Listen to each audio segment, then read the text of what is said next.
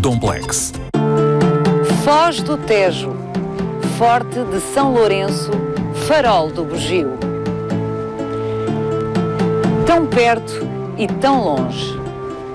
É incrível pensar como ao longo dos seus 450 anos o Forte Farol do Bugio fez inúmeras vezes reféns os seus habitantes.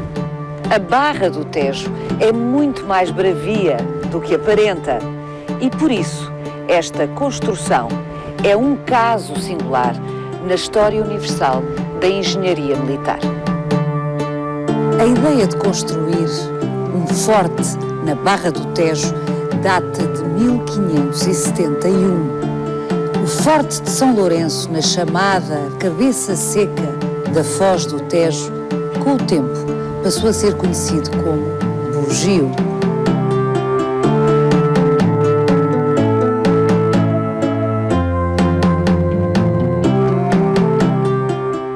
Automatizado nos anos 80 do século XX, este farol foi dos primeiros na costa portuguesa a dispensar a residência do faroleiro, mas durante séculos foi palco de histórias emocionantes. Vai querer saber mais? Venha connosco nesta visita guiada.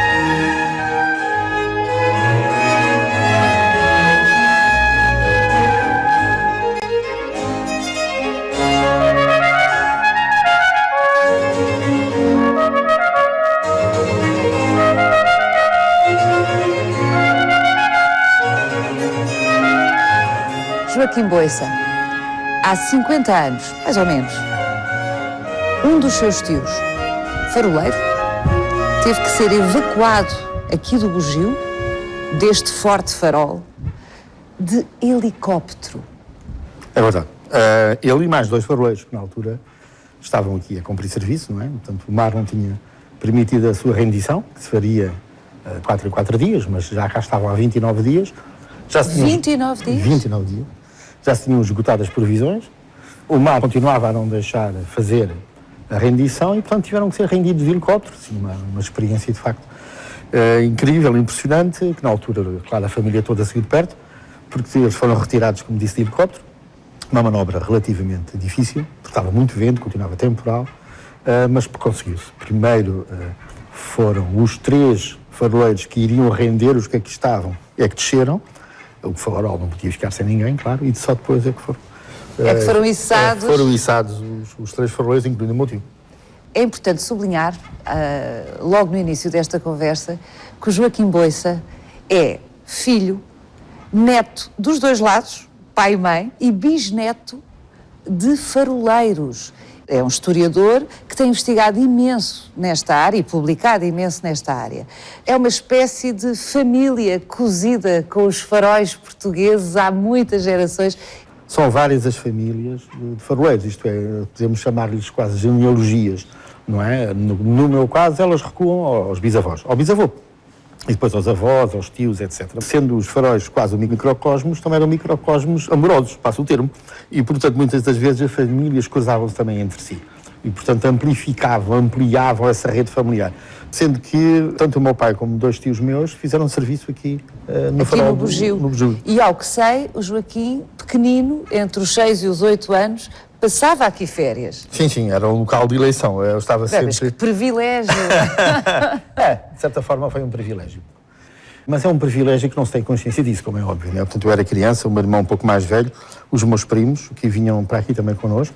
Porque o seu tio que também cá estava? Porque o meu tio também cá estava e aproveitava essa circunstância também para os meus avós virem. E estávamos aqui 15 dias de verão.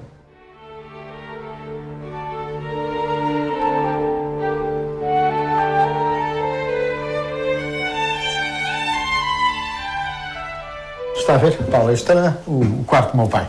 Tenho uma memória ainda residual, lá, de como ele se organizava. Ali era o quarto interior onde eu dormia mais o meu irmão, aqui com a minha mãe, claro. Nas férias? Nas férias, claro, nas férias. Aqui era, pronto, era a nossa casa de férias. É difícil resistir à ideia romântica, porque a vista é maravilhosa, é lindo. Claro que quando se é criança não se aprecia as coisas da mesma maneira, não é? Sim, mas era um local que nós, todos nós, os primos que aqui estavam, entendiam como mágico. Nós também tínhamos essa noção. Apesar de farol para farol, porque nós vivíamos em muitos faróis diferentes, não é? Cada um deles tinha o seu encanto próprio. Em quantos faróis viveu ao longo da vida? Eu vivi em 6 ou 7, do norte até aqui ao centro. Mas em termos daquilo que é a costa portuguesa, os meus familiares estiveram basicamente nos faróis todos, não é? Todos eles, no fundo, têm memórias desses mesmos espaços. As memórias daqui são memórias, de facto, espantosas. São memórias que cruzam a família e memórias pessoais.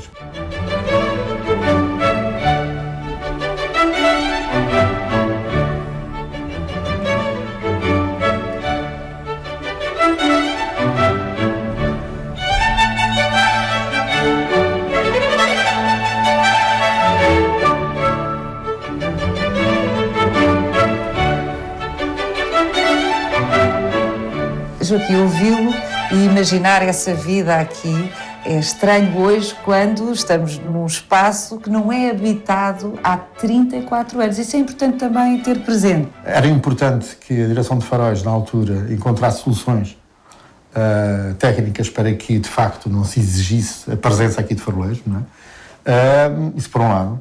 Mas, por outro lado, a situação acabou, com o caminhar dos anos, de originar a não presença humana, acaba ela própria, por originar aquilo que é, enfim, uma degradação natural do espaço.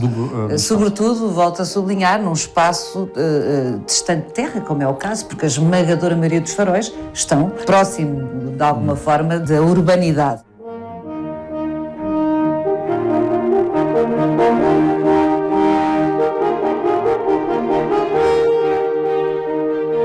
Há uma mitologia à volta da figura do faroleiro, a capacidade de resistir à solidão, ao isolamento, uma ideia de que são homens mais sábios, porque o silêncio convida ao pensamento. Há todo um imaginário que envolve esta figura, o faroleiro. A ideia romântica existe, isso é transversal, aliás, e começa a ser muito criada com o romantismo no século XIX. Essa ideia de o lugar isolado, o personagem que resiste, o personagem que até aceita, não com resignação, mas com amor, o seu próprio isolamento. Isso é uma ideia romantizada, de facto, dos faroleiros. E os faroleiros não têm, óbvio, de si próprios essa mesma ideia, não é? Portanto, era uma profissão que abraçavam, mas, como é óbvio, com muitos problemas associados, desde logo devido ao isolamento, claro, à mobilidade a que estavam forçados, porque nunca poderiam estar mais do que 2, 3, 4 anos no mesmo local e, portanto, tinham que circular pelos faróis da costa portuguesa e não só, insular. E, portanto, isso dava-lhes uma sobrecarga em relação ao ofício adicional. Apesar de tudo, esse imaginário, eu acho que hoje o faroleiro de hoje, julgo que percebe que, de certa forma, é descendente desses imaginários criados no século XVII, no século XVIII e no século XIX. E precisamente, Joaquim, temos connosco uma pessoa que conheci hoje, casualmente, porque nos trouxe até aqui, eu vou chamá-la Patrícia. A Patrícia é da Marinha. Olá, Patrícia. Olá. Outra vez. Sim. A Patrícia é da Marinha e acabei de saber que é faroleira. É verdade, sou faroleira. Mas não é habitual ver mulheres faroleiras. Não, realmente há poucas, digamos que existem 5 faroleiras, 3 das ilhas. Este ano entraram mais 2, eu e outra camarada minha. O que é que a mobilizou para escolher este percurso que está a iniciar? Eu já pertencia à Marinha, abri o concurso e eu pensei, por que não? Eu ainda não estava nos quadros da Marinha e esta era uma profissão que me garantia uma estabilidade. Depois informei-me com algumas pessoas do que é que seria a profissão em si e atraiu-me, então decidi vir. E até agora estou a gostar muito. Bom, se já tinha ido para a Marinha, já gostava de mar. Sim, isso já, é óbvio, já não é? gostava. Alguma destas coisas que o Joaquim nos disse sobre este imaginário que envolve a figura do faroleiro esteve na base do seu interesse por concorrer a esse? Acho que esta é uma profissão muito nobre e vejo que há reconhecimento das pessoas que não conhecem, mas que sentem um certo fascínio. Não é? O que é que faz um faroleiro? E o que é que lhe ensinaram a fazer? Temos aprendido tudo um pouco, de eletricidade, de pintura, é uma coisa muito diversificada. Isto que a Patrícia está a dizer surpreende-me, porque eu tinha a ideia, aliás o Joaquim Boissa já me tinha contado isso, que de facto antigamente os faroleiros eram os homens dos 7 ofícios, até devido ao isolamento em que estavam, tinham que ser autossuficientes, não é, de alguma forma, mas não esperava que a Patrícia agora continuasse a ter que aprender a pintar, a eletricidade. E antes, de facto, essa aprendizagem era feita quase no cotidiano da vivência de um farol, não é? Agora, estando os faróis, boa parte deles, pelo menos, automatizados, dispensando a presença humana, mas não dispensam, de modo algum, a sua manutenção. E, portanto, essa aprendizagem é fundamental. Adquirem-na quase em ensino aqui na direção de faróis e depois irão ter possibilidade, presumo eu que será assim, né? Continua a ser assim. E, no fundo, são herdeiras, passo o termo, no caso da Patrícia, é herdeira, e, de facto, essa aplicação do termo do homem dos 7 ofícios é essa.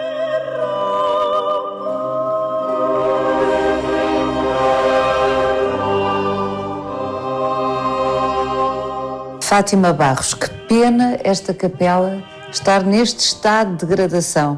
Verdade seja dita que a responsabilidade não é da Marinha, nem da Direção dos Faróis, é da Direção-Geral do Património Cultural. Exatamente, é uma pena porque este altar de embutidos de pedra polícroma é único. É único porque, na verdade, embora seja feita a imagem dos altares italianos de mármore polícromo, é todo feito em pedra calcária, que era uma solução muito mais económica. Claro. E que, no entanto, não se pouparam a utilizar 4 cores. O vermelho, o amarelo, o branco e o negro. Estas pedras provêm de regiões aqui circundantes. Mas há calcário vermelho?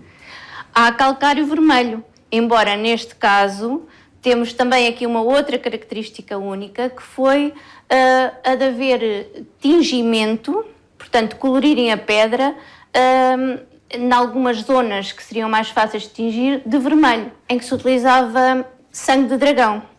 E o sangue de dragão não é mais do que a seiva do dragoeiro, que era utilizado na atividade tintureira.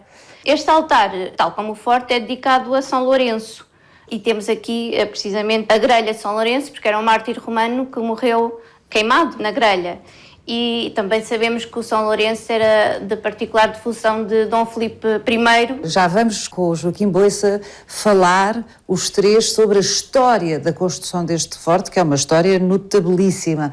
Mas, em rigor, quem o mandou edificar numa forma que é quase toda aquela que vemos ainda hoje foi Dom Filipe I de Portugal, II de Espanha. Exatamente. Mas esta capela só foi construída no pós-restauração, porque só quando a estrutura militar já estava bastante avançada é que se pensou então em construir o altar, embora já estivesse pensado, portanto, reservar este espaço para a capela. E, portanto, este altar será provavelmente da década de 60 do século XVII.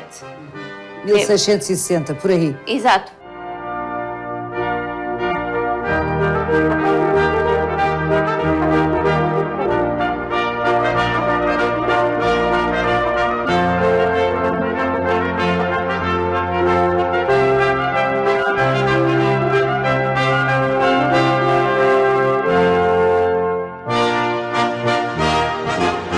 Quando em 1571 Francisco de Holanda propõe à coroa portuguesa que se construa aqui, na Barra do Tejo, um forte, obviamente com intuitos defensivos, estamos no século XVI, até piratas havia ainda aqui na Barra do Tejo.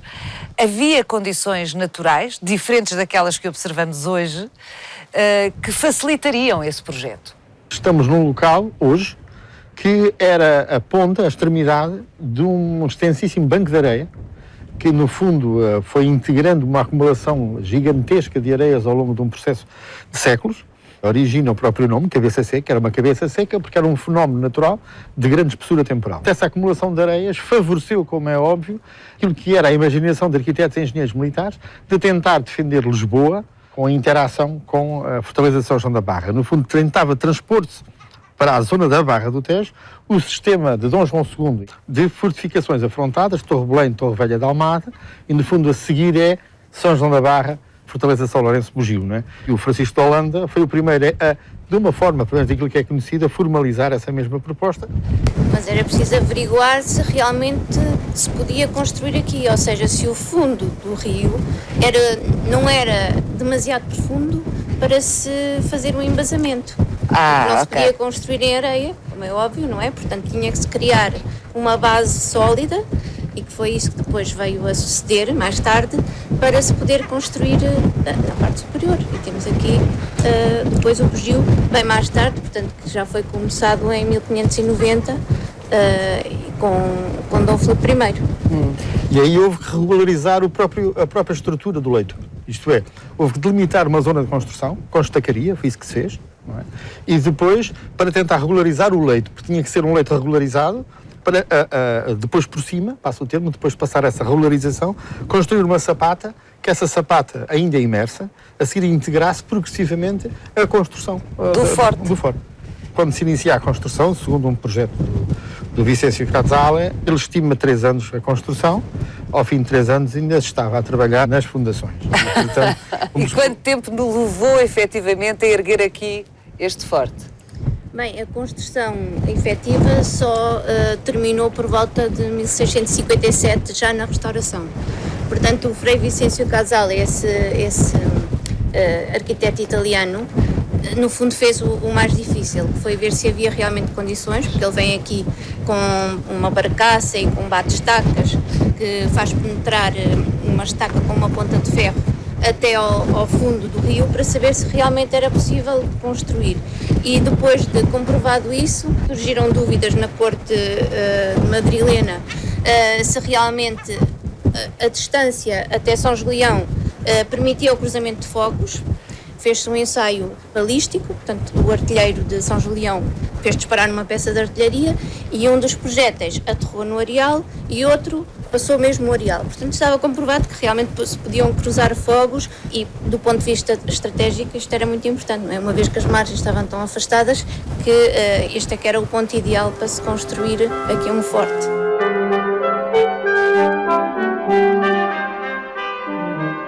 A morosidade da obra adveio não só pela própria dinâmica da construção, que seria sempre moroso, mas pelo facto que eles não puderam estimar na altura, que tinha a ver com a circunstância de só poderem operar no praia-mar ou no baixa-mar.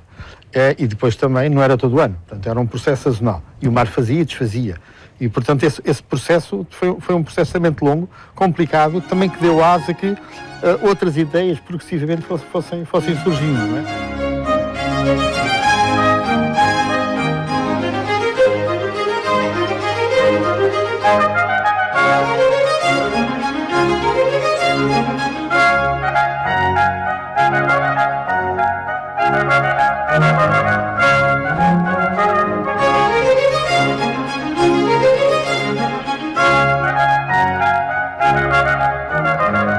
São essas circunstâncias que descrevem, que tornam esta fortaleza um caso na história universal da engenharia militar? É um somatório, de facto, de fatores. Estava-se, em 1594, em pleno processo construtivo, mas o Francis Drake, enfim, andava por aí pelas nossas costas a fazer patifarias e pirataria, e então havia que tentar, em alguns pontos da nossa costa, e claro, em Lisboa, sobretudo, tentar, de alguma forma, ter aparelhos dissuasores mais do que outra coisa. Então é instalado aqui uma estrutura, uma plataforma, que integrou a artilharia, 6 canhões. O forte, antes de ser pétreo, foi um forte de madeira. É esse forte que chega em 1640, na época da restauração. Então, de novo, se volta a pensar em acabar o Forte Pétreo.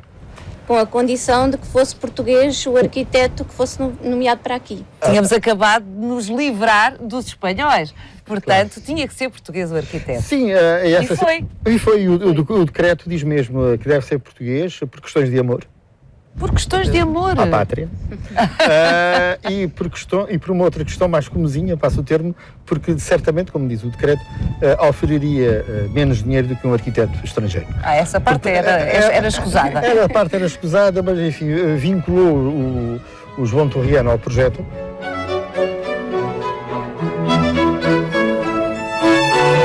Ainda não falámos do farol, porque de facto ainda não existia farol nesta altura. Ou seja, este forte tinha intuitos, como aliás o nome indica, estritamente defensivos, militares. É óbvio que essa era a sua função primária.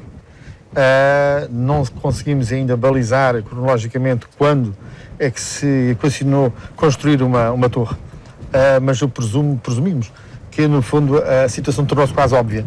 Isto é, tem-se uma cisterna que é uma cisterna possante, que ela própria é a articuladora de todo o espaço envolvente e que permitiria, como é óbvio, a seguir elevar uma torre. Só que a circunstância é esta, a presença de uma torre faroleira só poderia surgir num contexto de paz. Portanto, era impossível equacionar. Claro. Pode ter sido equacionada a sua existência, mas de modo algum iriam construir uma torre faroleira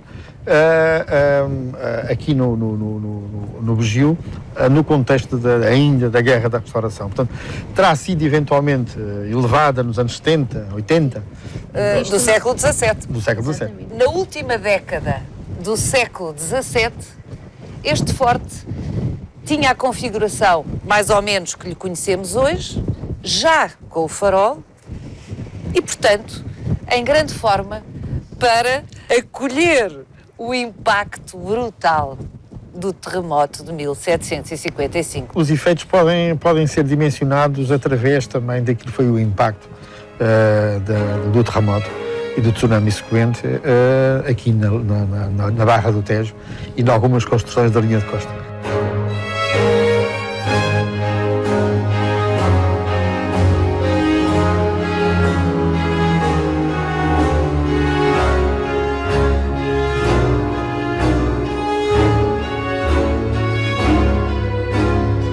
O mar foi literalmente comendo o banco de areia que aqui existia, a cabeça seca que aqui existia. O que é interessante é que, à medida que o tempo passa, o forte de São Lourenço passa a ser conhecido como Farol de Bugio, o que dá conta da relevância de uma atividade em relação à outra, não é? Portanto, uma acaba por tomar o lugar da outra.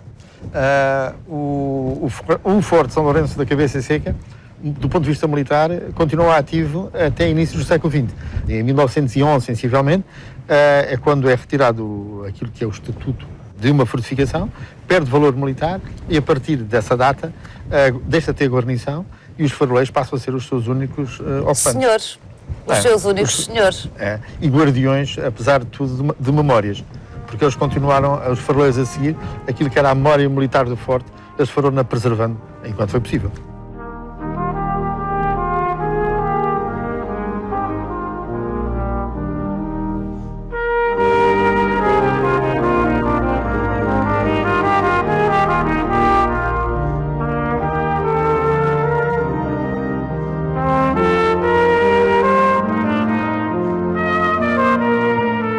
Joaquim, só nos anos 80 do século XX é que aqui no Farol do Bugio se dispensou a residência do faroleiro porque o farol foi automatizado, finalmente.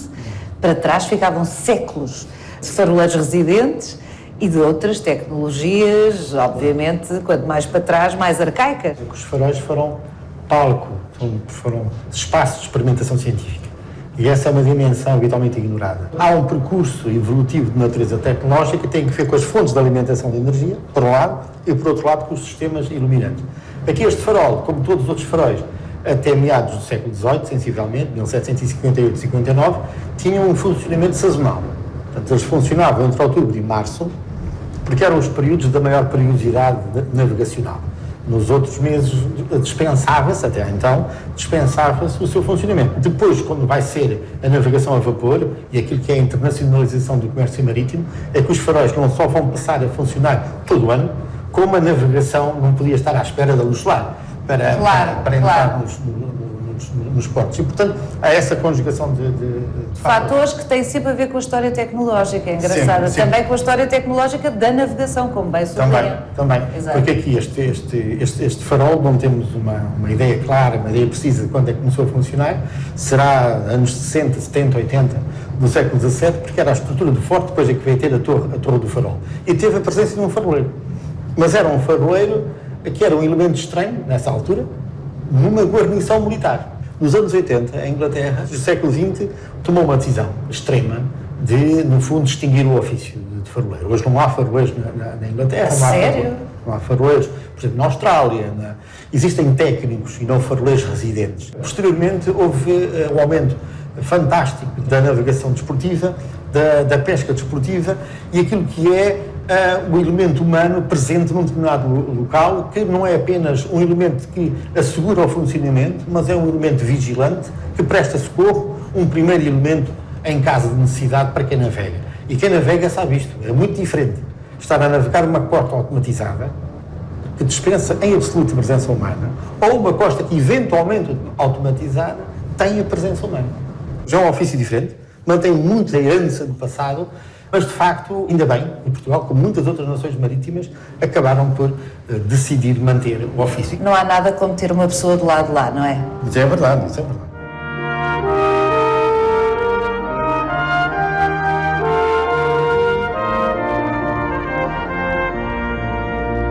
Siga-nos no nosso sítio e na nossa página de Facebook, onde encontra este e os outros episódios do Visita Guiada.